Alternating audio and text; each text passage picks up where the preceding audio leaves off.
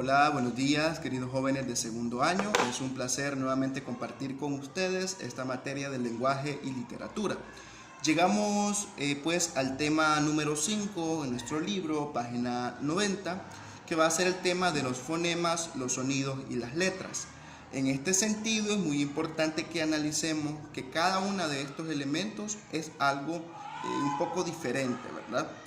Para iniciar tenemos que ver un poquito acerca de qué vamos a entender nosotros por un fonema. El texto acá nos da una definición, vamos a analizarla y vamos a irla entendiendo, comprendiendo poco a poco. Dice que es aquella unidad mínima fonológica en que se puede dividir la cadena hablada. Cada uno puede diferenciarse claramente de los demás por ciertos rasgos particulares. Bien, los fonemas van a ser entonces aquellos sonidos ideales de la lengua que tienen algunos rasgos distintivos. Por ejemplo, tenemos aquí la palabra pasa y la palabra masa. Hay algún fonema ahí que va a diferenciar. Por ejemplo, el fonema P tiene un sonido diferente al fonema M. ¿Cómo lo vamos a clasificar?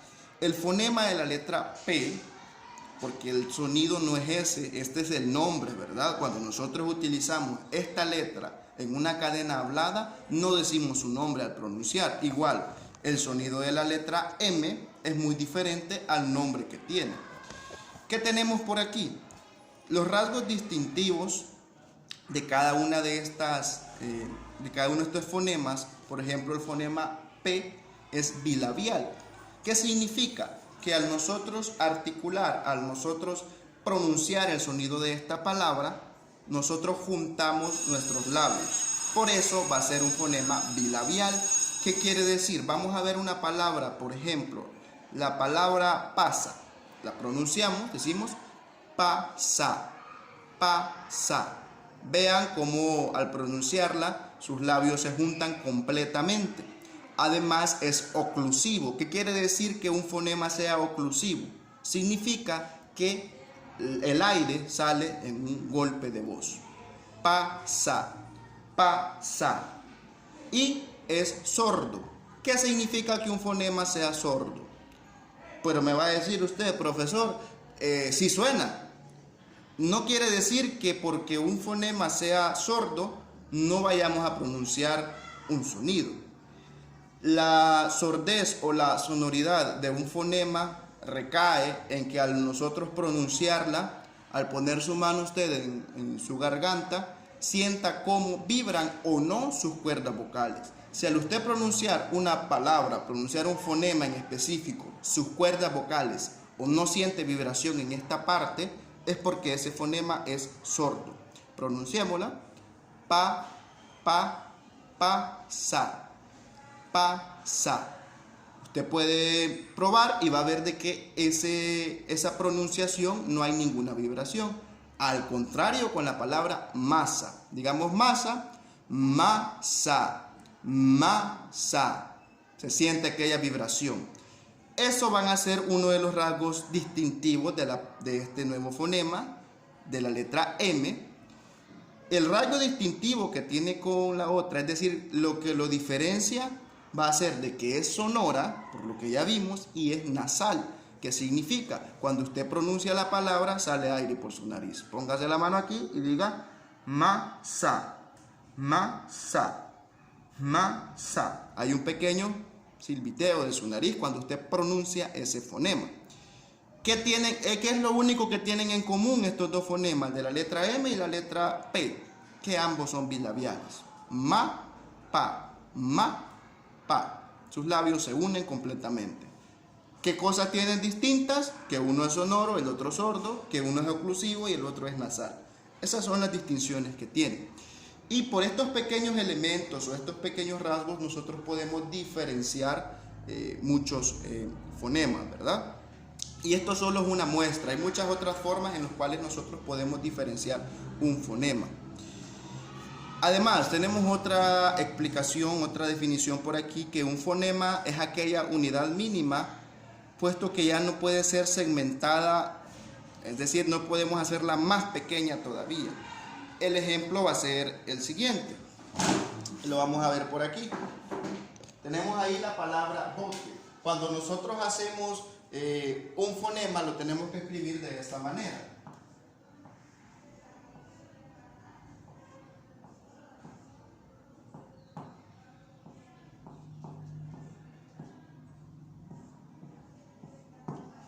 Bote. Bien, la palabra completa, esta unión de letras, forma una palabra con un significado, ¿verdad? Cuando nosotros pronunciamos esta palabra, ustedes automáticamente van a tener esa imagen acústica que vimos en aquel tema del signo lingüístico al pronunciar completamente esta palabra. Pero ¿qué sucede? Si nosotros queremos dividir una palabra, la podemos hacer más pequeña en sílabas. Por ejemplo, esta palabra tiene 2 sílabas, bote. Si la queremos hacer más pequeña todavía y hasta ahí va a llegar, vamos a dividirla en fonemas, en cada uno de los sonidos ideales. Tenemos 1, 2, 3, 4 fonemas. Ya no podemos hacerla más pequeña, hasta ahí llega. Por eso dice que es la unidad mínima, porque ya no podemos hacer algo más pequeño con esto. Como les digo, la secuencia completa es la palabra. La palabra podemos dividirla en sílabas, que son aquellos golpes de voz cuando nosotros pronunciamos una palabra. Y lo más pequeño, lo más bajo que nosotros podemos hacer es dividirla en fonemas. Y estos fonemas deben ordenarse de una manera lógica para que esta palabra tenga significado completo. Si yo no lo ordeno de una manera lógica, yo puedo estar utilizando las mismas letras, pero si yo lo ordeno a lo loco, ¿verdad? Esta palabra que yo arme nuevamente no va a tener ningún significado. Este orden de cada uno de estos fonemas sí tiene significado. ¿Qué es lo que nos quiere decir? Que yo no puedo venir y tomar fonemas arbitrariamente y ponerlos y decir esta es una nueva palabra y significa esto. Para usted tal vez, pero para la demás convencionalidad social no va a significar nada. En el caso de la palabra bote, usted la menciona en cualquier lugar de habla hispana, va a tener algún significado, que pueda tener varios, ¿verdad? Porque puede ser un bote para poner cosas o puede ser un bote para navegar, no sabemos, pero un significado, por lo menos general, lo va a tener. Bien, continuando con el desarrollo del tema del día de ahora, vamos a ver la manera de hacerlo un poco resumido para que podamos avanzar en esta parte. Llegamos a la parte de lo que significa el sonido, pero antes es importante saber que el sonido va a ser todo aquello que nosotros emitimos, que nosotros por medio de la articulación podemos nosotros llevar a cabo. Dice que es la realización oral del fonema. Les dije, eso que está ahí atrás son sonidos ideales. ¿Qué quiere decir? Que están habitados aquí en memoria. Y mientras yo no los ordene en esa secuencia lógica y mientras yo no haga todo este proceso de abstracción en mi memoria, y además de hacerlo, yo lo lleve a la vida a través del sonido, a través del habla, no me va a poder entender ninguna persona. Porque usted puede tener la capacidad para hablar, usted puede tener la capacidad de conocer completamente la lengua, saber cómo ordenar las palabras, saber muchas palabras que ya inconscientemente al final usted se las aprende. Pero si usted no dice nada, no concretiza ese fonema, nadie le va a entender. Si de repente usted quiere invitar a la cipota que salga con usted y pues ya tiene bien armadito, ¿verdad? En la mente, ¿cómo le va a decir? ¿Cómo va a ser? Y toda la cosa, pero al final no lo hace, esa cipota nunca le va a hacer caso, ¿verdad? Entonces es importante que concreticemos, que llevemos a la realización esos fonemas. Bien, tenemos además de eso que para hacer todo este proceso es importante un montón de elementos biológicos en nosotros. Hay órganos específicos para esto que se llama el proceso de articulación. Ese proceso articulatorio pues empieza desde acá, del aire de los pulmones, ¿verdad? Del diafragma, sube por toda esta parte y en nuestra boca, además de haber pasado por este filtro, ¿verdad? En nuestra boca nosotros modificamos el sonido. con los pulmones, con las cuerdas vocales, con los elementos que tenemos por acá, por ejemplo la glotis, nosotros producimos un sonido. Pero es en nuestra boca, en esta parte de acá, que nosotros modificamos el sonido. El hecho de decir que un fonema es bilabial, ya con usted pegar esos labios, ya usted produce un diferente sonido, ya un sonido oclusivo, ¿verdad? Con explosión, o puede ser un sonido nasal. Ya con que su nariz interfiera, con que su velo del paladar interfiera, con que sus encías, sus dientes, porque la lengua tiene una gran función aquí adentro, ¿verdad? Depende de dónde se detenga la lengua, el ápice de la lengua, así va a modificar el sonido. Por eso es muy importante que una persona, para que sea competentemente lingüística, tenga en correcto estado sus órganos articulatorios o órganos fonológicos, ¿verdad? ¿Qué más tenemos por aquí? Dice, estas realizaciones son conocidas como alófonos, representan los sonidos del habla. Por ejemplo, en la palabra dedo, la primera letra, el fonema D, es oclusiva dental y se representa con la letra D, ¿verdad? ¿Qué quiere decir que sea oclusiva dental? Decimos dedo, de. Siente como el ápice de su lengua, es decir, la punta de su lengua, va a hacer presión con sus dientes superiores en la parte interior de ellos. Por lo tanto, por eso un rasgo distintivo de este fonema va a ser que es oclusiva dental. Además, hay una explosión al pronunciar. De. Ahí está esa explosión. Y la segunda letra va a ser fricativa. Do. Bien. Después dice que en el proceso de producción del sonido intervienen una serie de órganos que producen el proceso de fonación, lo que ya les estaba explicando, ¿verdad? Que no simplemente tiene que tener usted en perfecto estado sus pulmones o tener en perfecto estado esta parte aquí de la laringe. Necesita todo eso que ya les mencioné para usted producir bien un sonido. ¿Qué pasaría si usted no tiene los dientes de acá arriba donde se va a detener la lengua para pronunciar el fonema D? El sonido no saliera igual. Yo creo que ni lo podría pronunciar porque haría falta. La lengua no podría detenerse, se iría de paso, ¿verdad? A lo mucho se detendría en la parte interior de los labios y ya sería otro sonido.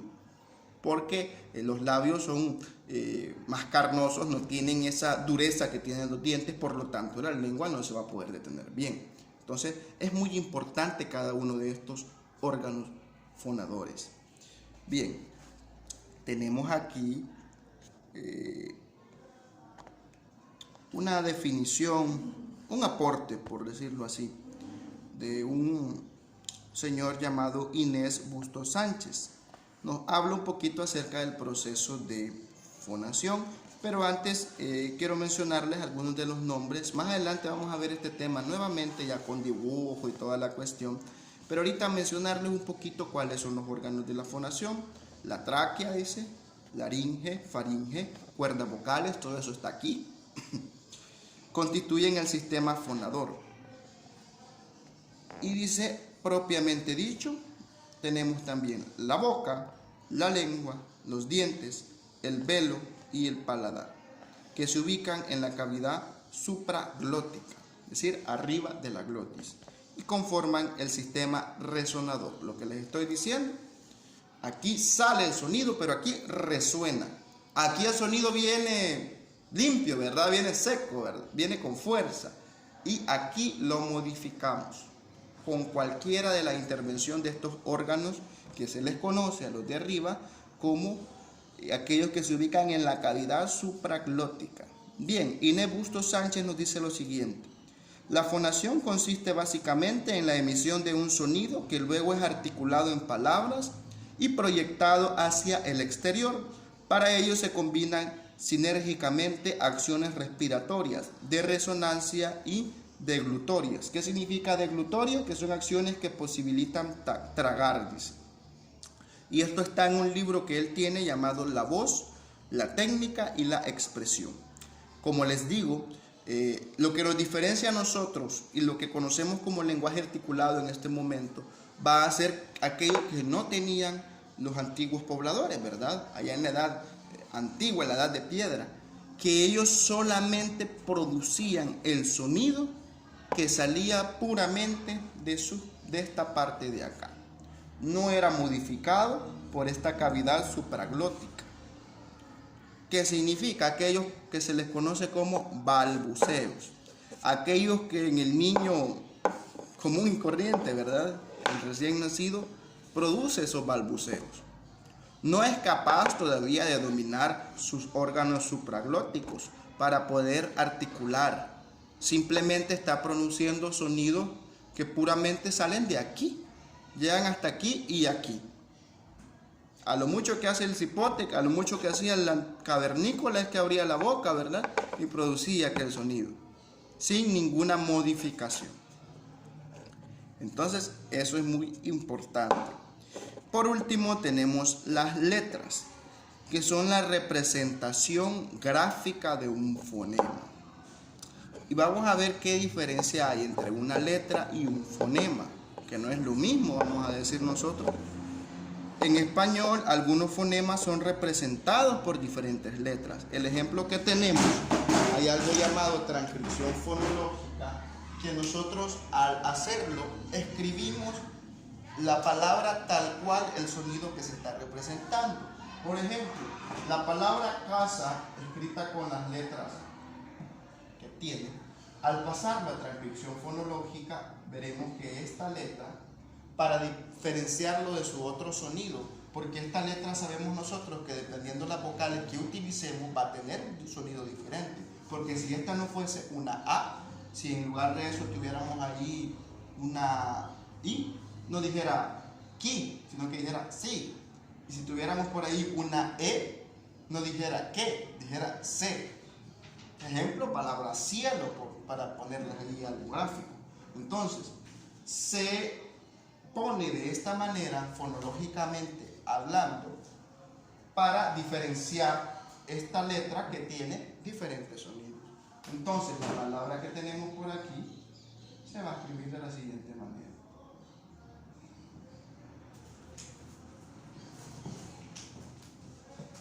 Y le ponemos el acento que lleva la palabra. Toda palabra tiene un acento.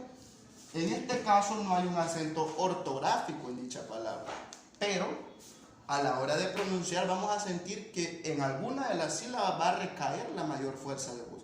En este caso, casa, casa. Aquí recae la mayor fuerza de voz y la mayor fuerza de voz solo va a recaer sobre una vocal. Veamos entonces la representación. Tenemos entonces, esta es la letra, representación gráfica, y este es el fonema. Este es uno de los sonidos que produce. El otro sonido que produce es este. Así de esta forma. Así funciona esta parte. Y ahí tenemos la diferencia entonces entre un fonema y una letra. Recuerden que el fonema es un sonido ideal. No tiene que estar escrito idéntico a lo que tenemos ahí nosotros como letras. Después nos aparecen unos cuadritos, ¿verdad?, que ahí nos dan todas las letras. Por ejemplo, la letra B, la letra V. Al fonema solo existe uno, es el fonema B.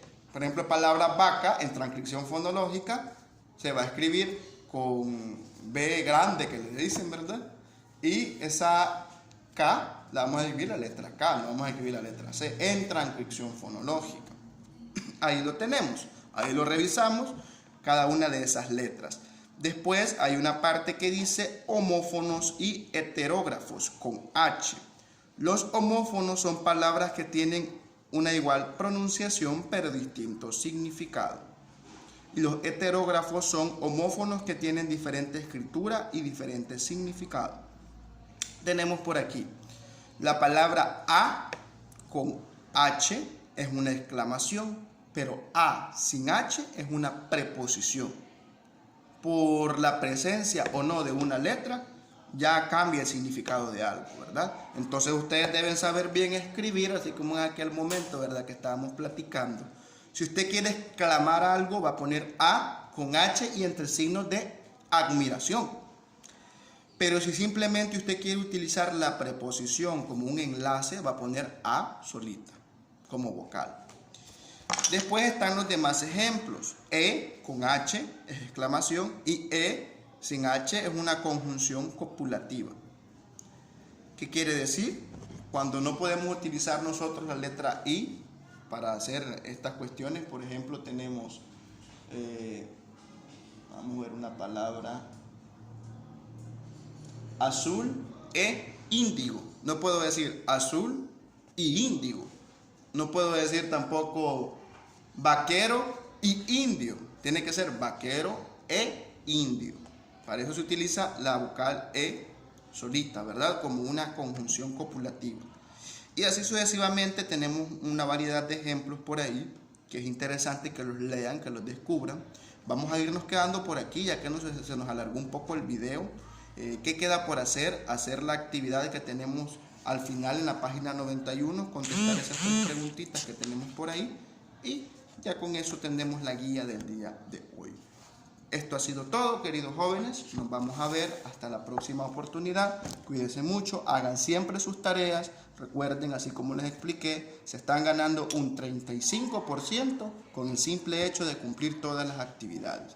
El otro 35% fue el examen mensual, que si hay alguno que todavía no se lo ha hecho, no pierda esa calificación. Después no voy a poder modificar nada. Y por último está el 30% del examen ya de periodo. Así de que eso sería todo. Gracias por estar siempre pendientes de estas materiales audiovisuales, con mucho gusto yo creo para ustedes. Así es de que terminaremos por aquí. Muchas gracias. Cualquier duda, comentario que tengan sobre algo, no duden en consultarlo vía WhatsApp. Cuídense mucho, nos vemos pronto. Bendiciones.